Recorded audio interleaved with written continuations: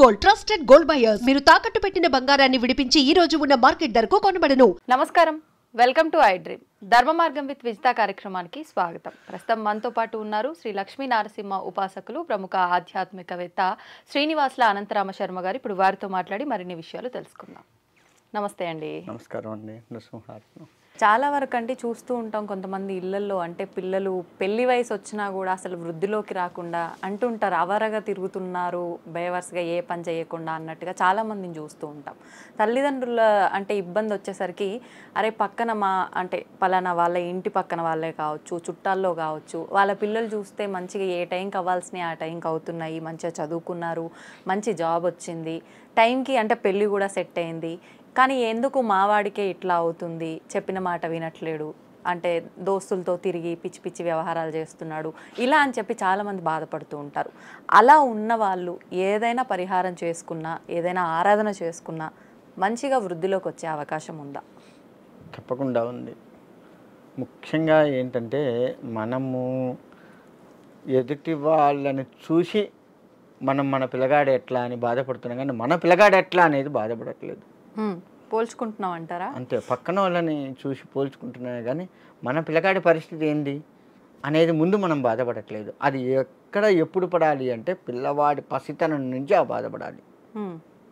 రేపు నా కొడుకు లేదా కూతురు పెద్దవాళ్ళైతే ఎట్లా చదువుతారో ఏంటో, తర్వాత వీళ్ళని ఏంటి, వీళ్ళ పరిస్థితి ఏంటి, జాబ్ ఏది చేయిస్తే బాగుంటుంది, పెళ్ళి ఎట్లా చేస్తే ఇది అంటే అసలు ఒక రకంగా చెప్పాలి అంటే కడుపులో బేబీ ఉన్న దగ్గర నుంచి పెళ్లి వరకు ఆలోచిస్తాడు ఆ బేబీది. దానికి ఉత్తమమైనటువంటి మార్గం భగవత్ కథలు వినాలి, చదవాలి. కడుపులో ఉన్నప్పుడే, కడుపుతో ఉన్నటువంటి ఆడవారు అవి వింటే ఈ ఈటి బాధలు ఉండవు మొట్టమొదటగా. సరే, అది వినలేదు, ఏదో కర్మకు వినలేదు. ఇంకా కడుపులో ఉన్నటువంటి పిల్లవాడు బయటికి వస్తే 21వ రోజు, పిల్లవాడు 21వ రోజు పేరు పెట్టడం చేయటం చేస్తారు. ఈ మధ్యలో 11వ రోజు పుణ్యవాచనం చేస్తాం. చేసినప్పుడు బ్రహ్మ తలరాత రాస్తాడు. 11వ రోజు చాటలో పిల్లవాడిని, అమ్మాయి అబ్బాయి ఎవరైనా సరే చాటలో పడుకోబెడతాం. చాటలో పడుకోబెట్టినప్పుడు ఎట్టి పరిస్థితుల్లో ఒంటి మీద బట్టలు ఉండవు. ఎందుకు చాటలోనే పండుకోబెడతాం అంటే చాట లక్ష్మీప్రదంగా చెప్పబడుతుంది. అంటే ఆ పిల్లవాడు ఎప్పుడు కూడా లక్ష్మీప్రదంగా ఉండాలి, అమ్మాయి కానీ అబ్బాయి కానీ, ఆ బేబీ లక్ష్మీప్రదంగా ఉండాలి. లక్ష్మీప్రదము అంటే డబ్బులు ఇవే కాదు, ఆనందము అన్నీ కూడా లక్ష్మీప్రదం. అందరితో కలిసిమెలిసి ఉండడము, ఇదంతా కూడా లక్ష్మీప్రదం. ఇందాక నుంచి మనం సరదాగా నవ్వుకున్నాం, ఇదంతా కూడా లక్ష్మీప్రదమే. ఈ నవ్వుకోవటం, సరదాగా ఉండటం కూడా లక్ష్మీప్రదమే. అది ఎప్పుడూ ఉండాలి. అంతేకాక చదువు ఇవన్నీ కూడా లక్ష్మీప్రదమే. అన్ని జ్ఞానంతో సహా అంతా లక్ష్మీప్రదమే కదా, అది ఉండాలి అని చాట్లో పడుకోబెడతారు. ఒంటి మీద ఏమీ ఉంచరు. ఎందుకు? బ్రహ్మరాత రాసేటప్పుడు ఏది అడ్డం ఉండొద్దు. ఇక బ్రహ్మ ఎప్పుడైతే రాయటం మొదలు పెడతాడో బ్రహ్మకి ఏం అర్థం అవుతుంది అంటే వీడి పూర్వజన్మ వాసన తెలుస్తుంది ఈ పిల్లవాడిది. గత జన్మలో ఈ పిల్లవాడు ఎవరు, జంతువా, మనిషి అయితే ఈయన ప్రవర్తన ఎట్లా ఉంది మొత్తం కూడా తెలుస్తుంది. ఎంత పాపం చేశాడు, ఎంత పుణ్యం చేశాడు మొత్తం కూడా బ్రహ్మదేవుడికి అర్థం అవుతుంది. గత జన్మలో చేసినటువంటి పాప పుణ్యాలని బట్టి ఈ జన్మలో తన తలరాత రాస్తాడు. అదే మనకు జాతక చక్రం కూడా. జాతక చక్రం కూడా ఏర్పడటానికి కారణం ఏంటంటే గ్రహాలు, కొన్ని గ్రహాలు ఉచ్చలో ఉన్నాయి, నీచలో ఉన్నాయి, దుష్ట గ్రహాలు చూస్తూ ఉన్నాయి. ఇటువంటి అన్నీ కూడాను అప్పుడే ఏర్పడుతూ ఉంటాయి. ఆ గతంలో చేసిన పాపపుణ్యాలే ఈ జన్మలో గ్రహాలు అనుకూలంగా ఉన్నాయా లేదా తెలుస్తూ ఉంటుంది. కుండలి అంటే అదనమాట. సరే, తలరాత రాశాడు, అయిపోయింది, పెరిగి పెద్దవాడు అవుతూ ఉన్నాడు. అవుతూ ఉన్నప్పుడు గమనించండి, పిల్లవాళ్ళు పుట్టగానే కలిసి వస్తుంది, అప్పటిదాకా కలిసి రాదు. కొంతమందికి అప్పుడు కలిసి వస్తుంది. పుట్టిన తర్వాత అబ్బా వాడు పుట్టాడు, అమ్మాయి పుట్టింది, కాస్త కలిసి వచ్చింది, కష్టాలు తీరుతూ ఉన్నాయి, అయిపోయింది. పిల్లవాళ్ళు పెద్ద ఈ మాటలు నేర్చుకుంటూ ఉన్నప్పుడు ఇంకొంచెం కలిసి వస్తుంది. పిల్లవాళ్ళకు పూర్తిగా లౌకిక జ్ఞానం తెలిసి అసభ్యకరమైన మాటలు మాట్లాడుతూ ఉన్నారు, చిన్నతనమే, కొద్దిగా చిన్నతనంలోనే, అంటే ఓ 10 ఏళ్ళలో ఆ సమయంలో అనుకోవచ్చు. చండాల మాటలు మాట్లాడుతున్నారు అన్నప్పుడు ఆ కలిసి వచ్చేది తగ్గుతుంది. గమనించారో లేదో? అప్పుడు 10 ఏళ్ళ వరకు అప్పటిదాకా ఉన్న దరిద్రం పోయి 10 ఏళ్లలో మంచిగా ఉన్నటువంటి వాడు ఈ పిల్లవాళ్ళు ఎప్పుడైతే పదజాలం సరిగా లేదో, మాటలు సరిగా గౌరవించి మాట్లాడకపోవటం చేయటం చేస్తున్నారో కలిసి రావటం తగ్గుతుంది. అందుకే మనం పసితనం నుంచే మంచి నేర్పుకుంటూ వెళ్ళాలి అనేది చెప్పేది కూడా అదే కారణం. అందరితో ఎట్లా ఉండాలి, ఏంటి, ఎవరు మన వాళ్ళు, వాళ్ళతో ఎట్లా ఉండాలి. ఒకవేళ శత్రువు నీ ముందుకు వస్తే కూడా నువ్వు ఎంత సహనంగా ఉండాలి.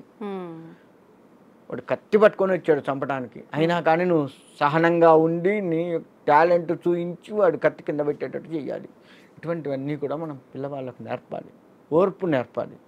అంటే తల్లిదండ్రులు నేర్పకపోవడం వల్ల ఇలా తయారవుతున్నారు అంటున్నారా? మరి బ్రహ్మ తలరాత రాశాడు, దాన్ని మార్చుకునే శక్తి మన దగ్గర ఉంది. నువ్వు ప్రతిరోజు దేవాలయానికి వెళ్తావు, భగవత్ ఆరాధన చేస్తూ ఉంటావు. చేస్తూ ఉన్నప్పుడు కనుకరించడా భగవంతుడు? కనుకరిస్తాడు కదా. చిన్నతనం నుంచే మనం పుట్టినరోజులు చేస్తూ ఉన్నాము. దేవుడికి దండం పెట్టుకొని నేర్పుతున్నావా? పిల్లవాడితో దీపారాధన చేయిస్తున్నావా? దేవాలయాలకు తీసుకెళ్తున్నావా? ఉగాది చేస్తే రుచులు, ఆ రుచులు ఎందుకు ఏంటి చెప్తున్నావా? చెప్పట్లేదు. అలా అని అంటే నేర్పించకపోయినా కూడా నిత్యం మనం చేస్తున్న విధానాలని, ఆ కుటుంబ వ్యవహారాలని బట్టి నేర్చుకుంటారు. కాబట్టి కానీ ఏ తల్లిదండ్రులు చెడిపోవాలని కోరుకోరు, అలాంటి బుద్ధులు నేర్పించరు కదా. నేర్పించరు. ఇప్పుడు భార్యాభర్త ఇద్దరు కొట్టుకుంటున్నారు, పిల్లవాడు ఉన్నారు, అమ్మా నాన్న ఎప్పుడూ కొట్టుకుంటారు. ఫ్రెండ్స్తో మాట్లాడినా మా అమ్మా నాన్న అంటే నాకు భయం, ఎప్పుడు చూడు అరుస్తారు. ఇది రావట్లేదా? అది పిల్లవాడి మైండ్లో వాడు చనిపోయిన దాకా కూడా ఉంటుందిగా, మా అమ్మ నాన్న బతుకున్నప్పుడు ఇట్లా కొట్టుకున్నారు అని. అంటే వాళ్ళ ముందు ఉండవలసిన ప్రవర్తన. నువ్వు వాడు స్కూల్కి పోయిన తర్వాత ఏమన్నా చేసుకో, పిల్లవాడు ఉన్న కాసేపు మనం మంచిగా ఉండాలి. అత్తగారింటికి పంపిస్తున్నాం, మంచి చెప్పి పంపించాలి. ఆడబిడ్డతో కలవద్దు, అత్తగారిని దూరం పెట్టు, వాళ్ళిద్దరిని ఎంతలో ఉంచాలో అంతలో ఇటువంటివి చెప్పొద్దు. వాళ్ళు ఎటువంటి వాళ్ళైనా కోడలుగా నీ ధర్మం ఇది, ఓపికగా ఉండు, నష్టమేం లేదు.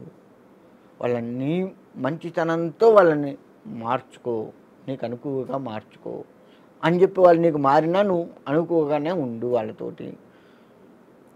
నేను నీకు ఎంత ప్రేమనిస్తున్నానో మీ భర్త తల్లిదండ్రులు కూడా వారు అంతే ప్రేమిస్తారు, వాళ్ళని విడదీయకు. అక్కా చెల్లెళ్ళు మీ అందరూ ఎంత బాగుంటున్నారో అతని అక్కా చెల్లెళ్ళు తమ్ముళ్ళు కూడా అంతే ఉంటారు, విడదీయకు. ఇటువంటివి మనం చెప్తున్నామా? పెళ్లి చేస్తున్నాం, బరువు తీర్చుకుంటున్నాం ఆడపిల్లది, అబ్బాయికి పెళ్లి చేసాం, పని అయిపోయింది, ఇది చూస్తున్నాం. భార్యతో ఎట్లా ఉండాలో కూడా పిల్లవాడికి చెప్పాలి కదా. అది ఇక్కడ చెప్పరు, అమ్మాయికి అది చెప్పరు. మధ్య వీళ్ళకి ఏది తెలియక కష్టం వచ్చినప్పుడు ఇబ్బంది అవుతుంది. తల్లిదండ్రులకు చెప్పుకోలేరు, చెప్పుకున్నా కానీ వాళ్ళు అర్థం చేసుకోక, వీళ్ళు చెప్పేది ఒకటి అక్కడ జరిగేది ఒకటి, సరైన విషయంలో చెప్పక, అర్థమయ్యేటట్టుగా తల్లిదండ్రులకు చెప్పక. నిజంగా ఇప్పుడు ఉదాహరణకి ఆడపిల్ల తప్పు అనుకున్నప్పుడు అమ్మ నా తప్పు అంటే మళ్ళీ నాన్న వాళ్ళు నన్నే తిడతారు అని అవతలోడు మీద తప్పేయడం, ఇట్లా చేస్తూ ఉంటారు. అబ్బాయి కూడా అంతే, ఎంత ఓపికగా ఉన్నా తాగొచ్చి చేస్తున్నాడు అనుకో, డబ్బులు ఇవ్వట్లే, పాడి ఇవ్వట్లేదు. మనం కష్టపడి సంపాదించుకోవాలి అనేది పిల్లవాడికి నేర్పకపోవటం వల్లనేగా అమ్మాయి మీద ఇబ్బంది పెట్టేది. ఇట్లా అన్ని రకాలన్నమాట. అటు అబ్బాయిని సరి చేసుకోవాలి, అమ్మాయిని సరి చేసుకోవాలి, అప్పుడే ఆ ఇద్దరి దాంపత్యం అన్యోన్యంగా ఉంటుంది. ఇలా రకరకాల కష్టాలతో బాధలు పడుతూ ఉన్నారు. ఇటువంటి బాధలన్నిటికీ భగవత్ ఆరాధనే పరిష్కారం. జాతకాలు చూయించుకొని జాతకాల్లో ఏ దోషం ఉందో దానికి సంబంధించి పరిహారాలు చేసుకుంటూ ఎప్పటికప్పుడు భగవత్ ఆరాధన కనుక చేసుకుంటూ ఉంటే ఎట్టి పరిస్థితుల్లో వీళ్ళకి మంచి జరుగుతుంది, భగవత్ అనుగ్రహం కలిగి తీరుతుంది. కాకపోతే చిన్నప్పటి నుంచి కూడా మనం ఆ పని చేస్తూ ఉండాలి. గుళ్ళకు తీసుకెళ్ళటం, భగవత్ కథలు చెప్పడం, చేయడం. పిల్లగాళ్ళు ఇప్పుడు ఉదాహరణకి పిల్లవాళ్ళు ఏదైనా కథ చెప్పమన్నారు, చిన్నప్పుడు చెప్పమంటే మనం ఏదో పిచ్చి కథలన్నీ అల్లి చెప్తాం. అదే భగవత్ కథ చెప్పండి, సత్యనారాయణ స్వామి కథలు 5 ఉన్నాయి, రోజుకు ఒకటి చొప్పున వాడికి అర్థమయ్యే భాషలో చెప్తే అందులో కష్టం వస్తే ఎట్లా ఎదుర్కోవాలో ఉంది, భగవంతుని ఎట్లా ఆరాధించాలో ఉంది. సత్యహరిశ్చంద్రుడికి అది చెప్పండి, ఎన్ని కష్టాలు వచ్చినా అబద్ధం ఆడలేదు వాడు, అది చెప్పండి. సత్యంగా ఎట్లా బతకాలో చెప్తాడు. రామాయణ మహాభారతాలు చెప్పిన ఒక్క మహాభారతాన్ని కనుక తీసుకుంటే ఎట్లా ఉండాలి ఎట్లా ఉండకూడదు మొత్తం అందులో ఉంది. ఒక్క మహాభారతాన్ని కనుక మనం చెప్పగలిగితే చాలు. ఏమీ చెప్పొద్దు, ఒక్క మహాభారతం చెప్పినా చాలు. 100 మంది ఎట్లా ఉన్నారు, 5గురు ఎట్లా ఉన్నారు, పంచ పాండవులు ఎట్లున్నారు, కౌరవులు 100 మంది ఎట్లా ఉన్నారు, ఈ ఇద్దరి మధ్యలో భగవంతుడు ఎట్లా ఉన్నాడు, ఎవరికి ఎక్కువ సపోర్ట్ చేశాడు, ఎవరి వైపు ఎక్కువగా ఉన్నట్టు నటించాడు కృష్ణుడు, చాలదా? ఎట్లా ఉండాలి ఎట్లా ఉండకూడదు ఇక్కడ చూపించట్లేదు. ఎంత కష్టం వచ్చినా పాండవులు ధర్మాన్ని విడలేదు అనేది అందులో రాదా? చాలదా పిల్లవాళ్ళకి ధర్మం చెప్పడం? అది అది నేర్పాలి మనం పిల్లవాళ్ళకి. ఇప్పటికైనా మించిపోయింది లేదు, తర్వాత తరాలనైనా మనం కాపాడుకోవచ్చు. ఇప్పుడు అయిపోయింది ఏదో అయిపోయింది, తర్వాత తరాలని మనం కాపాడుకోవటం కూడా మన బాధ్యత కదా. చెప్పుకుందాం ఇప్పుడు చక్కగా మన ఋషులు ఏంది, మన గోత్రం ఏంది, మన పిల్లగాళ్ళని చెప్పమనండి, చెప్పరు. చెప్పుకోవాలి, నాన్న మన ఈ గోత్రంగా ఎక్కడికి వెళ్ళినా ఈ గోత్రం చెప్పుకోవాలి, చెయ్యాలి, మన పేరు మీద ఇలా అర్చన చేసుకోవాలి. ఇవన్నీ మనం మన పిల్లగాళ్ళకి చెప్పుకుందాం. తద్వారా మనల్ని మన ఉనికి మర్చిపోకుండా, సాంప్రదాయ ఉనికిని మర్చిపోకుండా ఉంటారు కదా. దేవాలయంలోకి ఎట్ట వెళ్ళాలి, ఏంటి, అక్కడ ఎలా ఉండాలి, ప్రతిదీ నేర్పుకుందాం. ప్రతిదీ నేర్పుకుందాం, నష్టం ఏంటి? తర్వాత తరాలన్నా బాగుపడతాయి కదా. ఇప్పుడు నేర్పుకుంటే అయిపోయింది. ఒక్కొక్కరికి 45-50 ఏళ్ళు వచ్చినాయి, సగం జీవితం అయిపోయింది, ఇంచుమించు పావు జీవితం అయిపోయింది. లేదు, మిగతా 30 జీవితం ఎట్నోట నడిపించగలం మనం. తర్వాత 100 తరాల జీవితం ఉంది కదా తర్వాత మన పిల్లలది, వాళ్ళని సెట్ చేసుకుందాం, చాలదా? అది అలా చెప్పుకుంటూ పోతే ఖచ్చితంగా మారుతుంది. గురువుని ఒక్కటి నమ్మినా చాలు. కథ కూడా ఉంది, అంత సమయం మనకు ఉందో లేదో. గురువుని నమ్మినా చాలు, ఆ గురువు చెప్పిన బాటలో వెళ్ళినా చాలు, తప్పకుండా మనకు మంచి జరుగుతుంది. అందులో ఎటువంటి సందేహం లేదు. ధన్యవాదాలండి.